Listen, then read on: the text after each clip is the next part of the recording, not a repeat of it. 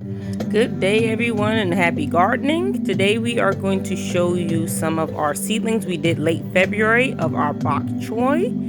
These seedlings right here are about 1 week old.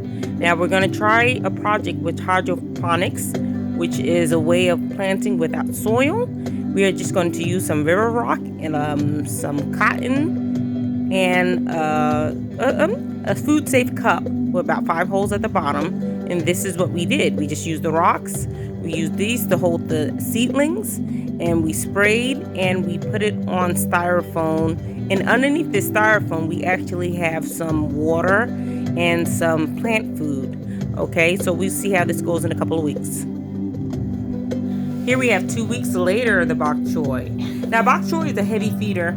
Here we added some nitrogen, potassium, and some phosphorus, okay, because they're heavy feeders.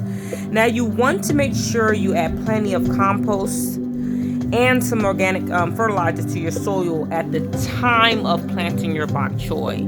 So this would ensure your Bok Choy leaves become robust, big, and full of nutrients, InshaAllah. Now this is week 5.5. As you can see, with all the nutrients added to our solution, our hydroponic solution, the leaves are robust, healthy, and full of nutrients. And now that's what we really want with this Bok Choy. Now here we have week 6, and now the leaves, as you can see, the signature white stem on the Bok Choy is forming. Inshallah, we will keep you all updated on this project. So here we have our second project. Now we have 2 pots that we drilled holes at the bottom in the famous paper towel method.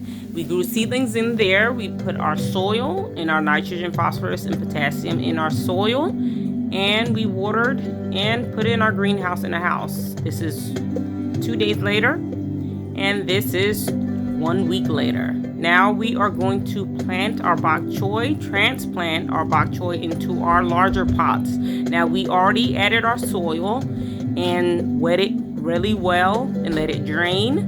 And like I said earlier, we want to add a lot of organic fertilizer to our soil before we do plant. Now we do want to make quite a size hole because the roots of Bok Choy are very long, and they will reach the bottom of the pot. Now this is the transplant, and we'll let you know the update in a couple of weeks. Now here we have 2 weeks after transplant. Now these leaves look absolutely gorgeous, mashallah.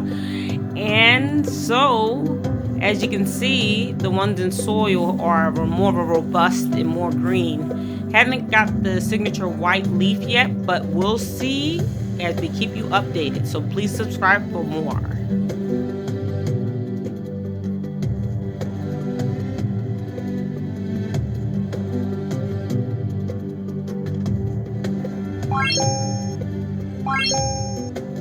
Bye.